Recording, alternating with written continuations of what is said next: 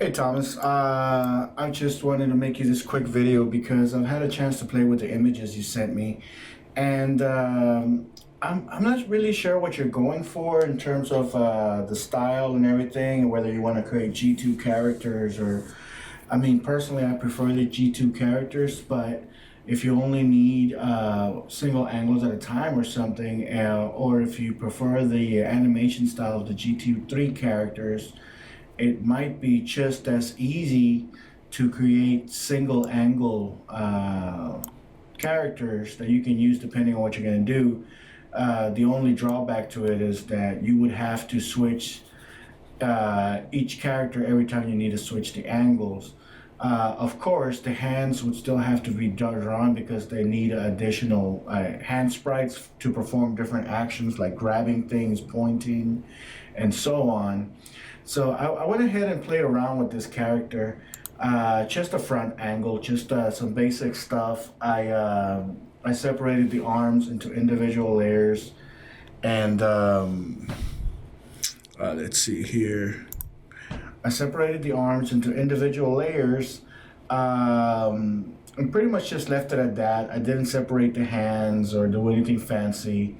So I also created a morph base head for the character. Let's see, what's this? So basically, I have the independent bones and stuff for the characters that's been overlaid on top of the image. I didn't actually separate the legs because she has a dress, so I figure maybe it's better to just leave it like that. As long as she doesn't have to do any high kicks or anything like that, you should be able to get away with a lot. Let's see here if I can launch this. So you can see the skirt kind of flows and stuff. As long as you stay within a certain boundary, and of course there's probably a lot more that can be done to just kind of fix that. But for most basic walk cycles and stuff, walking forward anyways, you should be able to kind of get away with little things like that.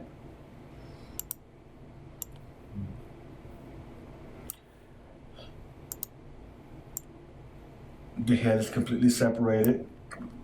Of course, it would require a little bit more cleanup on the different pieces to avoid having such things like on the neck where you see the part of the mouth in the background.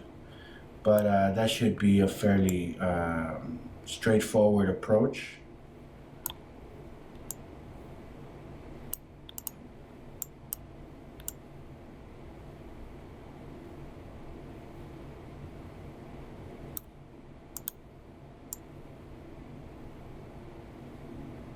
So I'm gonna go back out here real quick and just kind of test it out on the stage area.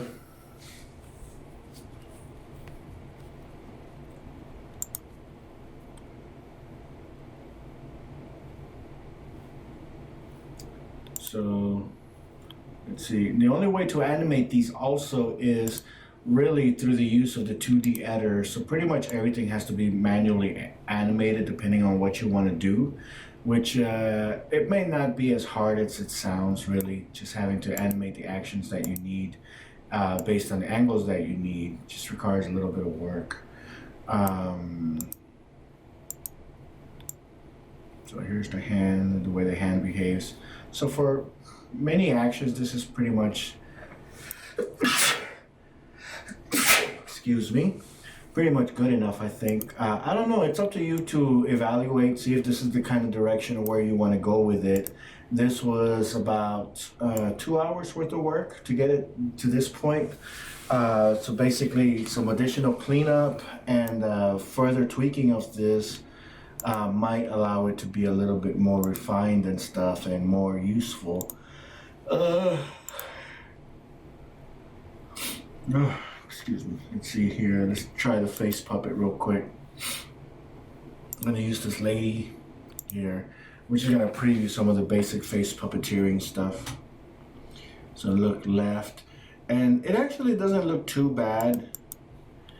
So depending on the animation, as long as you don't go too far you don't lose the effect. But if you stay within a certain boundary, it's not that bad.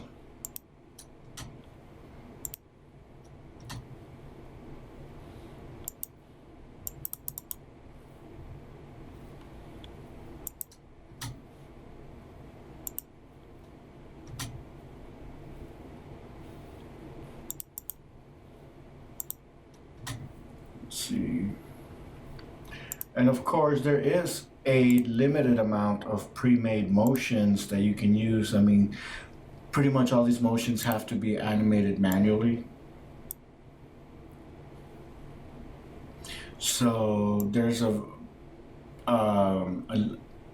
quite a limitation on what's available right now.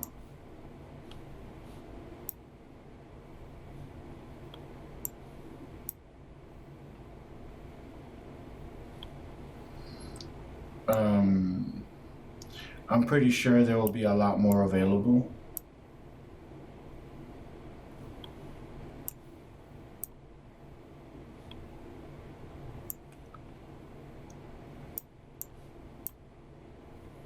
Let's see.